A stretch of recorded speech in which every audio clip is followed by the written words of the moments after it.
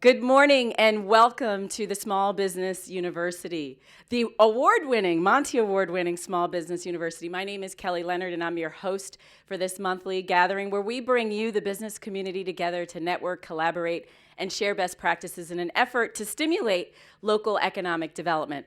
All of this would not be possible if it weren't for the tremendous partnership that we have with our friends at Mid-Atlantic Federal Credit Union. So I'd like to introduce you to Derek Mims. Thank you, Kelly. At Mid-Atlantic Federal Credit Union, we are committed to serving the needs of the Montgomery County small businesses, and that's one of the main reasons that we sponsor the Small Business University. We're proud to do this, and we hope that you enjoy the program. Thank you.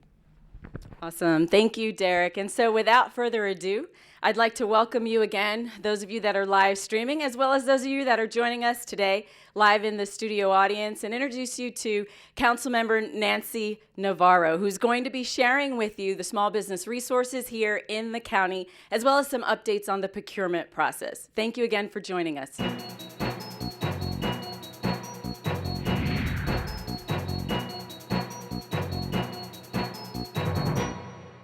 I really appreciate the opportunity to be here.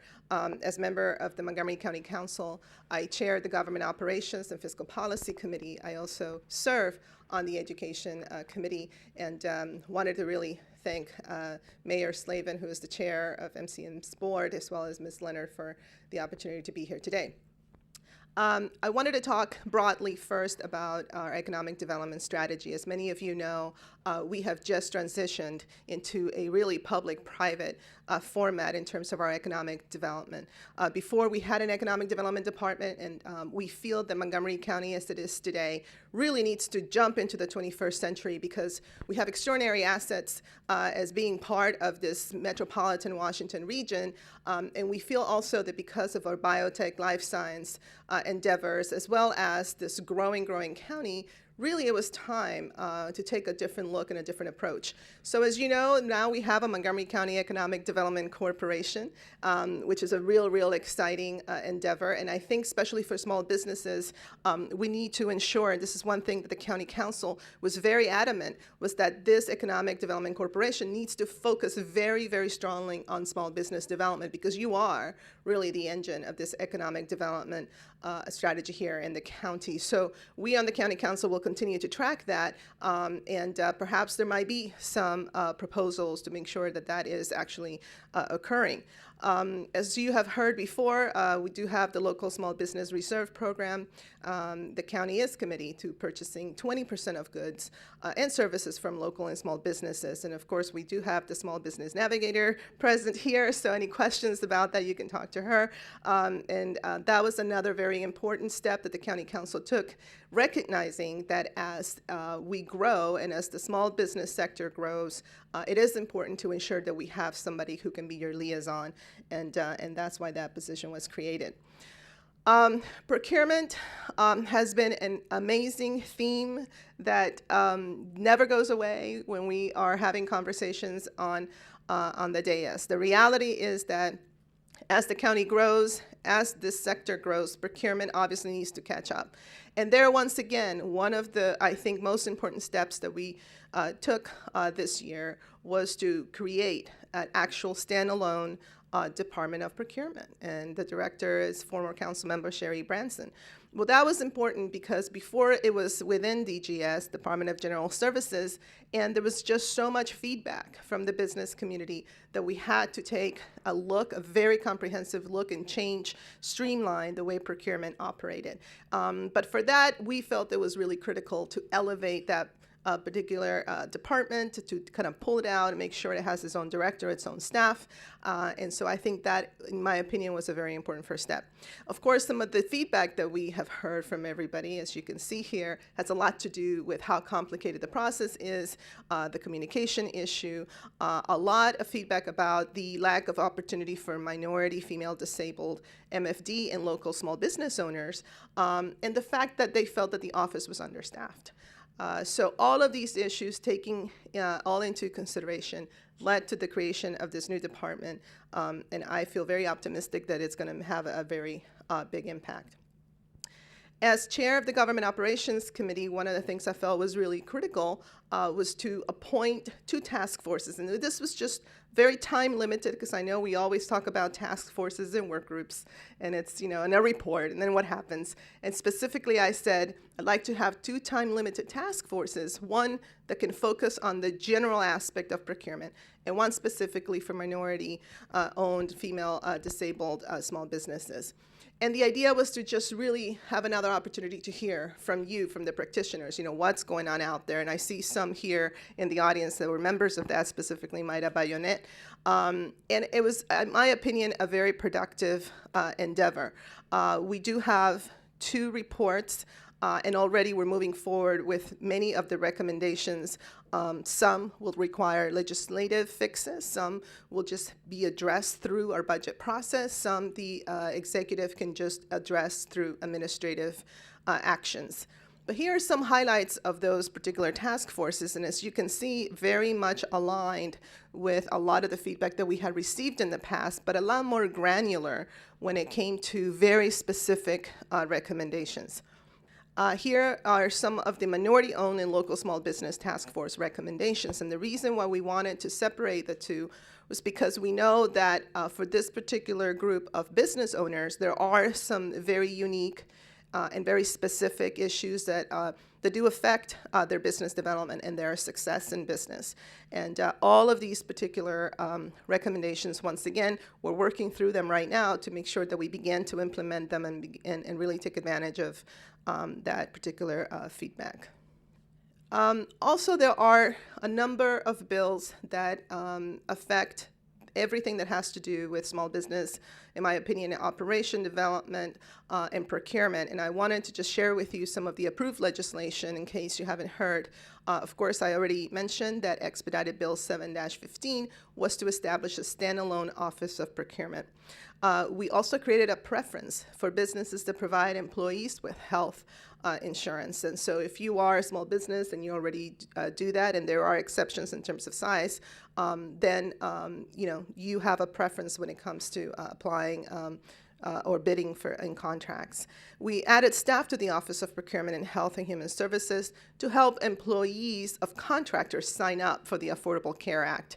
And this is really has a lot to do with the notion that there are some contracts that hire very low income, basically. I mean, it's low pay, low wage, and they have not have access to health insurance. This is a way to facilitate that. We created a reciprocal local preference program, and we added up to a 10% point preference for the minority female disabled owned firms. And that right there, I think, was one of the main issues that not only this task force, but many groups that are working with these small businesses really were pushing for. In terms of pending legislation, we do have a bill that's to strengthen the enforcement of the living wage law through record retention requirements and tougher penalties for violations. The fact is that there is a living wage law requirement already in the county whenever you do procurement, whenever you have a contract. We want to make sure that that's actually being done. We didn't really have a particular strong enforcement component, but that's also, in our opinion, very important. In terms of next steps, when it comes to procurement specifically, our committee, the Government Operations Committee, also I should say that Councilmember Reamer and Councilmember Katz are members of that committee that I chair. We will hold a work session next year on specific recommendations to consider the steps that are necessary, again, for this implementation of all of these particular task force recommendations. We will also review the Office of Procurement budget in March and June to determine if additional staffing is important. And believe it or not, I know how busy everybody is, but really there are a lot of decisions that are made during budget. And so even though we receive a request from the executive, the council has the right by charter to add or subtract to the budget. So if there are specific areas that you believe we should be addressing, please come and share your opinion. We have hearings, we have work sessions, we have a lot of opportunities to hear from you. The county executive also has an ongoing procurement innovation project that it's broader in nature, and that will be reviewed by our committee next year as well. So again, those are opportunities if you have specific recommendations, thoughts, ideas that you can also participate. In terms of, and this is where I like to focus a bit in a bit broader sense, I represent an area of the county, the Mid-County, and I used to also represent part of the East County. And if you don't know, these are areas that traditionally had not seen a lot of redevelopment, therefore had not seen a lot of job creation opportunities and or business development opportunities. And in the 5 years that I've been on the council, that has been my absolute focus. So I like to just go over some of those particular projects because you should keep those in mind. As you're thinking about your own business development goals, as you're thinking about strategies, it's very important, in my opinion, to be mindful of what's happening out there, what are the trends, if there are any opportunities for you to even diversify in another area. It's good to know what the county is planning. So first, I'd like to talk about the Wheaton redevelopment program. And the Wheaton redevelopment, in my opinion, it's been long awaited redevelopment project. This is going to, in my opinion, really spark the revitalization of Wheaton. This is a county-led revitalization project, and what you're seeing here basically is Reedy Drive. And then you have Georgia Avenue. I can't see it here, but it's right. It's basically, I guess, would be at the very beginning of that slide.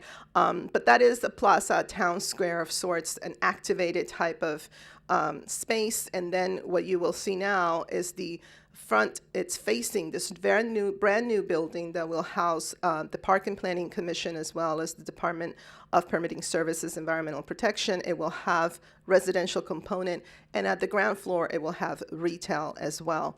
And so this also will be the first platinum building in the state, a government platinum building, LEED certified. So that would be really wonderful. The really important thing about this is that obviously this will it will lead the revitalization of Wheaton as a whole. And so there are many important opportunities right there. We are investing $144 million in redeveloping this parking lot at that intersection of Reedy Drive and Grandview Avenue. As I mentioned, we'll have the first LEED Platinum certified government building. It's really critical to underscore that we are trying really hard to ensure that not only are we attracting young professionals, but at the same time, as we know, we have an aging population, and many folks that are downsizing would really want to live in a place where you can just have access to public transportation, have access to all the amenities, and that right there is Wheaton, because it's really a block away from the metro station, et cetera. Very important feedback from the small business community, though, was the fact that, how are they going to survive these types of revitalization, as well as how will other businesses take advantage of these upcoming revitalization project. And so I proposed the bill 612, and it was unanimously approved. Basically, this bill is to provide access to capital and access to technical assistance. The two things that we heard most about small businesses, and it makes complete sense. And this is actually to happen a year before construction begins. Now, this project is supposed to start in the summer of 2016, and the executive is finalizing the regulations, so it's a little bit behind. But the bottom line is that this will then, through a process of evaluation and screening, will identify those small businesses that can then qualify to then receive not only access to capital, but then technical assistance, because we don't want to change necessarily the spirit, if you will, and the identity of Wheaton. We want to enhance it. And the small businesses that are there already, and some that maybe have just begun to operate there, are a big part of that identity. Here it's a little bit more information about how everything will be allocated. Obviously, this is something that the executive will be administering and will be in charge of making sure that it's successful. But it's just really important for all of you to know that this is out there, and it's not specific for Wheaton. It also will be for any county-led revitalization project. Very quickly, White Oak, it's another area that will be booming very soon. We have adopted an extraordinary master plan, the Life Science Village. It's called now Viva White Oak, really taking advantage of FDA And a lot of small business opportunities will be created there, especially for startups. So any information about this, it's something that I hope that you will also look into. Glenmont Master Plan, a much smaller master plan, but a lot of things are also happening around Glenmont, and we are very hopeful to take advantage of that metro station and also create opportunities for small businesses to participate in that particular redevelopment. And so that was just a very quickly snapshot of what's happening in the Mid-County. Again, I know that there are times when I go out into the community or I talk to small businesses, et cetera, and inevitably there are questions about, what's happening. I see the bulldozers here, or I see this happening over there. And in my opinion, it's always important that we have opportunities to share so that you can prepare and maybe also, be a part of all these extraordinary revitalization projects. What I find interesting about the Mid-County and all these master plans and these projects is that it's brand new, right? I mean, we have other areas where things have already happened. This is new. Therefore, in my opinion, it's open wide for your participation, for you to make this happen and make this a success. I believe that that's about all the time that I have, so I will wrap it up and open it up for any questions that you might have. I'm Rose Folsom with Virtue Connection, and you mentioned technical help. I live in Wheaton, and it sounds great. And what does that technical help include? So at this point, what the executive and the administration will do is to select a provider. So there'll be a contract, and there will be a full evaluation of the small business. So it could be anything from, perhaps this small business has decided that in order to stay in Wheaton, I have to expand. And so what does that mean? Do you need a particular access to capital? Do you need to modify your business plan? Are you diversifying it into another area? Everything that has to do with what is it going to take for you to ride this revitalization wave and still be here and be vibrant and expand. So obviously, what the administration felt that was important was to contract experts that have already doing this and can very specifically craft a particular program that is individualized for each small business. Ron Isaacson, ROI Food Service Consultants. Where do we check in? That is a really great question. You can contact my office, and we will be happy to give you the information. As I said, at this moment, they are finalizing the regulations, and that's how you basically decide how you're going to implement this program. And then there will be a selection of who the providers will be. So that hasn't occurred yet. So feel free to contact my office, and we will make sure that you get that information, because participation is going to be obviously the key, the most important piece. Yes. Hi, my name is David. I'm with United Solutions. I have a couple of questions for you. Besides the 10% preference for minority businesses, what else is Montgomery County doing for women-owned small businesses? And also, I'd like to know what is Montgomery County doing to attract the millennial workforce? Great questions. Wow. We could have a whole entire session just on this. In terms of minority, female, disabled businesses, we felt that the number one piece was obviously to establish the 10%. Goal in terms of, preference or point. And that was just specific feedback. But there's a lot more that needs to occur. Things about regarding, for example, mentor protege programs, ensuring that we are actually out there doing the type of outreach that is authentic and really does engage, and that we can track. So it's not just I made a presentation and then I'm done. Making sure that we are tracking how we are interacting, how we are engaging, and this issue of accountability, I think, is the big one. And so I'm much more optimistic because, number one, the director of the Office of Procurement is somebody who has a long tradition in working on these issues, Sherry Branson. So I know that there's going to be special attention paid to what I feel has been quite a bit of a disparity for quite a long time. So that's number one. And I think number two, these very specific recommendations from the task force that are really rooted in communication, in innovative programs. I feel that this is going to be the blueprint for how we move forward. So there's a lot more, that will happen. And again, please contact my office. We are constantly sending electronic updates. It's not to flood your inbox or anything, but very specific things. In terms of attracting millennials, we have everything from the nighttime task force to how we're really approaching land use decisions, especially around those metro stations. We want to make sure that we have residential units there that are attracted to millennials, but also that we have the type of restaurants, the type of active parks, the kind of art that might be, opportunities that are there. Everything that I know my 23-year-old, for example, that I'm trying to keep in Montgomery County, is always, talking about. And so there's a lot of focus around that. But what's really exciting, again, is that these types of, I would say, guidelines are not just wonderful for millennials, right? A lot of the people who are downsizing say kind of the same thing. It's like, I want to downsize, but I want to leave my apartment and hop on the metro or just go to the cleaners or go to the great restaurant, listen to some live music. So I feel like we can address both issues in terms of redevelopment and land use and economic development if we focus, really, really on that. But that's one thing that we're working really hard to make sure. So my daughter can stay here. Just kidding. My name is Joseph Moyer. I work for Diversity Frontier. And Councilwoman, I know that you're committed to issues of diversity and inclusiveness. And I also know that there's a saying that goes in this county, perhaps in Washington metropolitan area, it's not what you know, it's whom you know first before what you know comes in. And in light of that, I know that many professionals, highly skillful, diverse individuals who are minority, and they don't even have information about this kind of gathering.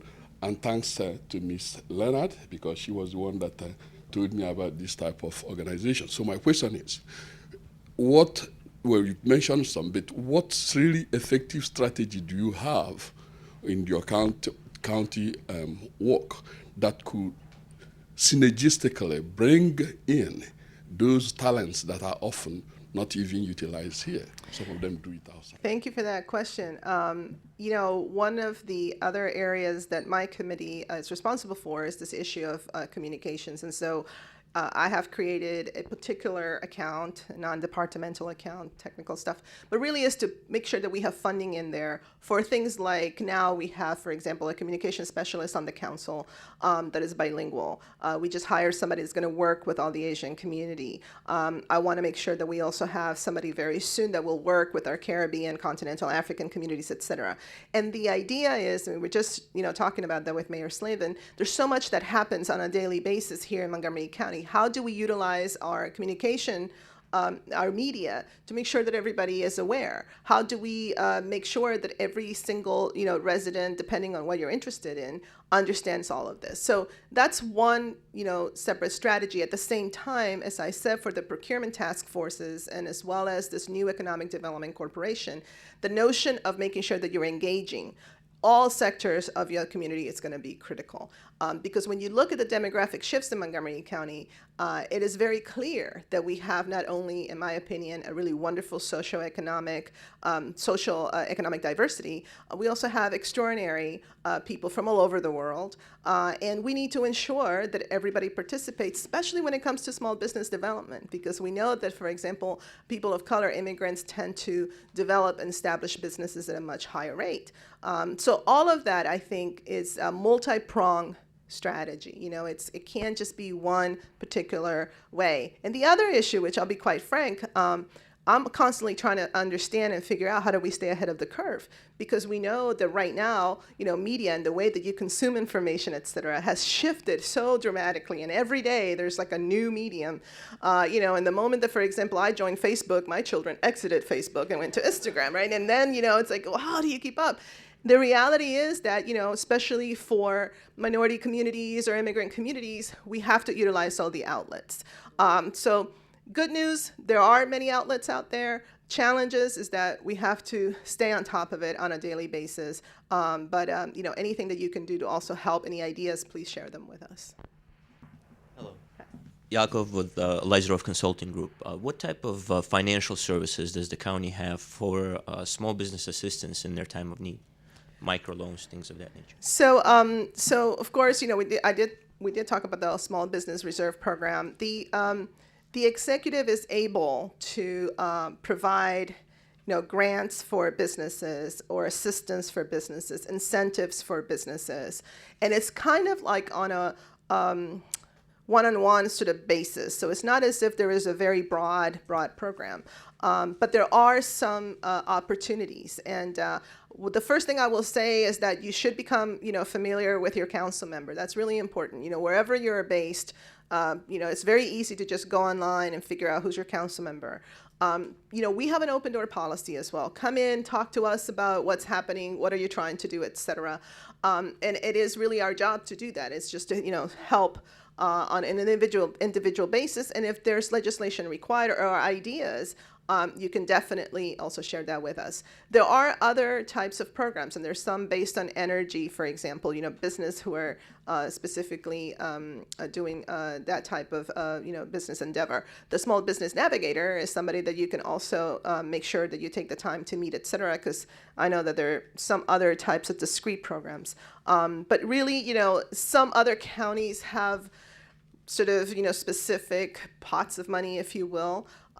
In our case, it's more of an economic development fund, and it's more sort of on an individual basis. But it's there. But it's there as well. Hi, I'm Mayra Bayone, Hispanic Chamber of Commerce of Montgomery County. Councilmember Navarro, I would like to ask you if there are any specific program to assist like a small business association in disadvantaged areas. I don't think that there are any specific programs that are connected to, for example, funding chambers who are, the Hispanic Chamber, the African American Chamber. But we do have grants. The county council and the county executive has a grant program. So I think that is definitely one area. I think that also, the expectation is that the county would be happy to provide some support. But there is also, of course, the expectation that there would be fundraising that those particular kinds of organizations will have to engage in, so that it is, sort of a private-public kind of endeavor. So again, I think that, making sure that there are applications made to the grant programs, and making sure that also there are metrics that are very specific around what is it that particular chamber, particular organization expects to do and what they have accomplished, I think is really important as well, because the grants are not static. You can, always ask for more as your membership is growing or as there are other issues that are rising up. But it's traditionally seen as more of a private endeavor, although, the county government is glad to provide seed money or support. Thank you so much for your time. This was very enlightening. Hopefully you all received some great information to help you to truly accelerate your business growth. Hopefully those of you online, you took feverish notes. But the thing that resonated with me that the council members shared was just the importance of us not only being aware, but getting involved. Nothing happens in a vacuum here in the county. Certainly, she shared with you opportunities to participate in council hearings and other meetings. And so just get involved. I would encourage each of you to just be aware of what's going on, what sort of legislation is impacting your business. Be proactive so that we don't have to be reactive or responsive, because it truly takes a village for us to do, to improve and do life and do economic development together. And so with that, this concludes our formal program. Just a couple of really quick announcements. I invite you to join us back, join with us next month. December 17th, if I'm not mistaken, is when we will be together again. It's going to be a wonderful festive celebration as we close out 2015 and usher in 2016. So I invite you to come to the studio and join us live if you are live streaming with us. And those of you who are in the studio, I would encourage you to invite more people because we need more folks to know about what's going on here in Montgomery County. Another announcement, who knows what Saturday, the Saturday after Thanksgiving is? All right, Small Business Saturday. And so I would encourage you to go out and support your local small businesses, your restaurants, and other establishments throughout Montgomery County. And for those of you that are in the studio, we have these lovely parting gifts for you. The Small Business Works Here button. I would encourage you to proudly display your support of local small business by wearing this button as you're out and about. And so, Councilmember Navarro, I'd like to give you one. So we're going to be looking for that button on you. Awesome. So once again, I want to thank you all for joining us for this issue of the Mid-Atlantic Federal Credit Union Small Business University. Again, my name is Kelly Leonard. It's been a privilege and an honor to host you this morning. Thanks again, and we'll see you next month.